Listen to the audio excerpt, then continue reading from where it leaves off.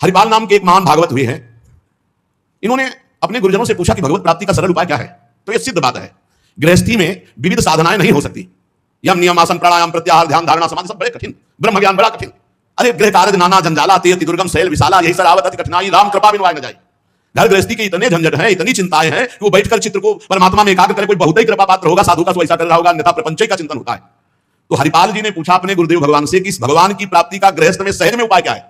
कठिनता से तो बड़े उपाय वर्णन किए गए, सहज में भगवत प्राप्ति हो जाए। उनके गुरुदेव ने बताया संत सेवा। संत सेवा निश्चित भगवत प्राप्ति का उपाय, संत सेवा निश्चित।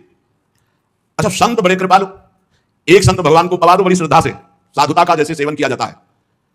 पद्धति है, देखते ही दूर से पहले उनको प्रणाम करो, हाथ जोड़ो, पुष्पों के द्वारा पावड़े डालकर उनकी अगवानी करो, उनके चरण प्रक्षालन करो, कोमल वस्त्र से चरण धो, आसन पर विराजमान करो, तिलक लगाओ, उनकी आरती उतारो, माला धारण कराओ, सुंदर सुंदर भोग साक्षात श्री भगवान पा रहे हैं ऐसी भावना से, बड़े प्यार दुलार से जैसे अपने पुत्र को और लीजिए ऐसे प्यार से उनको पाओ। पाने के बाद उनको आचमन करा करके जो कुछ बने रूखा सूखा भेंट प्रणाम नमस्कार विदा करो। इसके बाद उनकी जूठन पाओ, चरणामृत पियो। देखो भगवान की प्राप्ति के लिए कैसे हृदय में व्याकुलता और कैसे भगवान की कृपा आती है।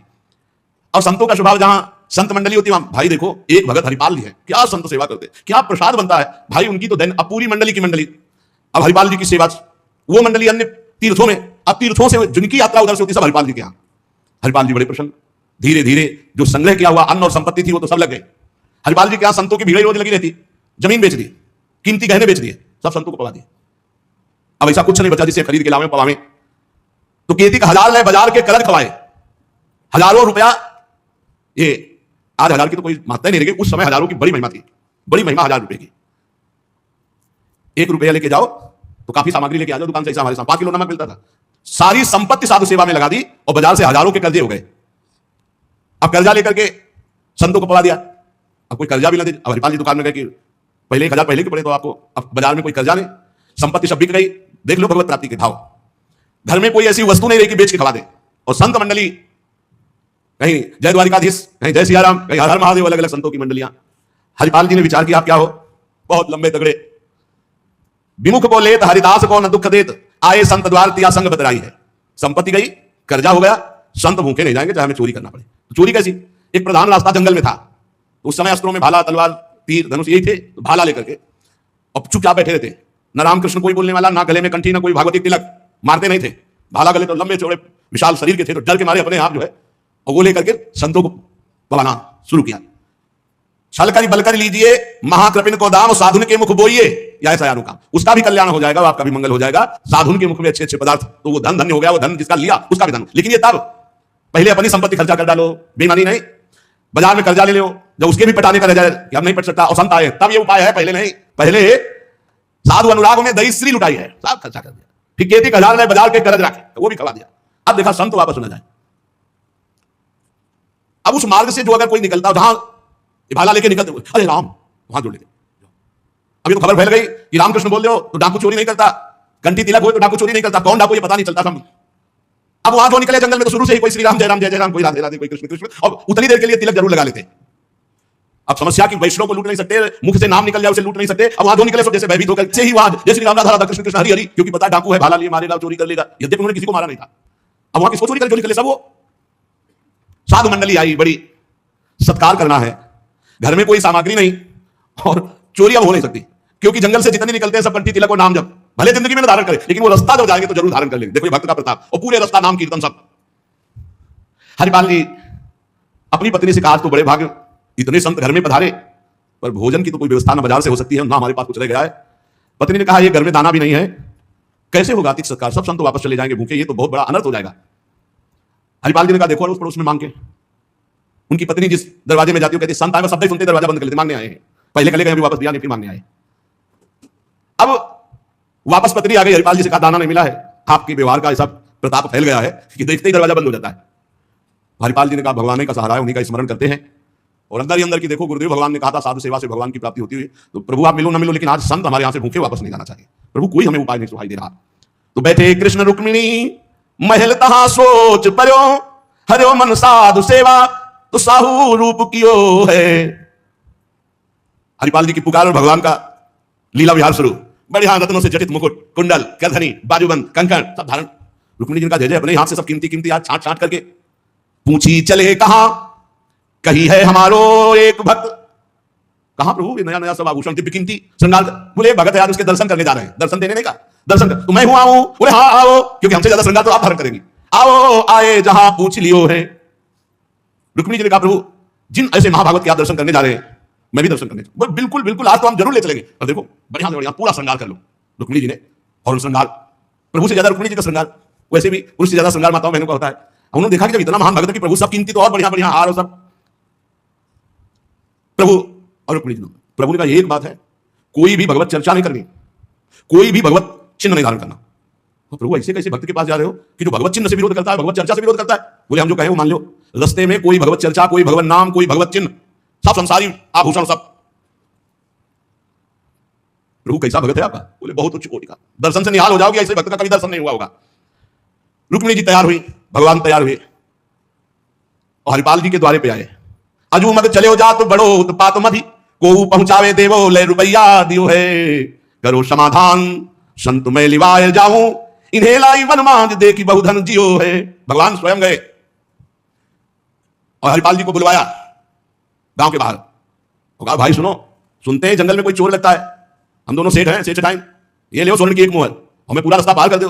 भगवान जैसे मरते को पानी मिल जाए ऐसे ऐसे आपने संत मन में सोचा संत वापस चले जाएंगे। गौर से देखा गले में कोई तुलसी नहीं, कोई भागवतिक चिन्ह नहीं, और माल पूरा सब श्रृंगार से। बोले भगवान आज तो बरस पड़े, आज खूब संत सेवा होगी। बोले मोहर देव या ना देव, हम आपको पार कर देंगे जंगल में, जगत रूपी जंगल से पार करने वाले भगवान को हरिपाल जी कह रहे हम पार कर देंगे आपको, क्योंकि नजर गई ना एक से कीमती रत्न। बोले महीनों संत सेवा चलेगी। हरिपाल जी से बातचीत कर रहे कि कहीं शंका ना हो जाए। बोले अमुक शहर जा रहा हूं, हमारा बड़ा व्यापार चलता है, तुमको 1 रुपया तो देंगे ही, पर सुरक्षित हमें पहुंचा दो, ये ले।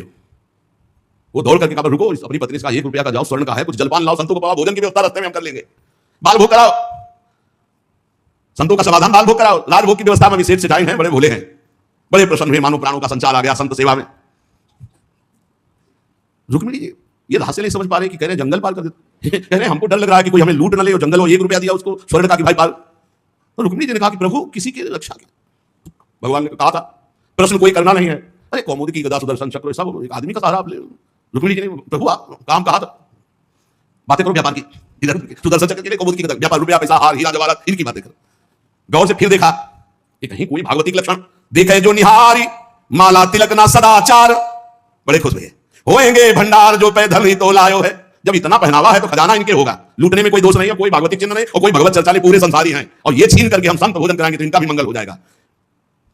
लीजिए छिनाए यह वारी कहे डारी देवो, दियो सब डारी छल्ला छिगुनी में छायो है, अंगुरी मरोरी कही बड़ो तू कठोर अहो, तो को कैसे छोड़ो संत जेवै मो को भायो है, प्रगट दिखायो रूप सुंदर अनूप, मेरे भक्त भूप लेके छाती सो लगायो।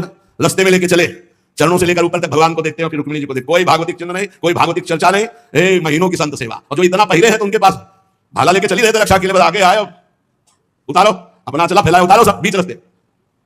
भगवान का उतारो, रुक्मिणी उतारो। रुक्मिणी जी ने कहा रक्षा के लिए इसको 1 रुपया दिया था और यही लूट रहा है, वहां पे बोले उतारो, भाला पार कर देगा, बहुते बेटा भगत है। प्रभु सुदर्शन चक्र बोले नहीं समझ, इसमें उतारो। ये संत सेवा का प्रताप, बड़े बड़े भगवान पहनी के आए थे, इसीलिए भगवान तो फौरन उतार के भगवान को देखती जाती रुक्मिणी जी की, कुछ तो मैके वाले हैं, कुछ आपके हैं प्रभु, उनमें सब उतारो, नए बर्बाद देंगे, जान बची तो सब कुछ बच गया।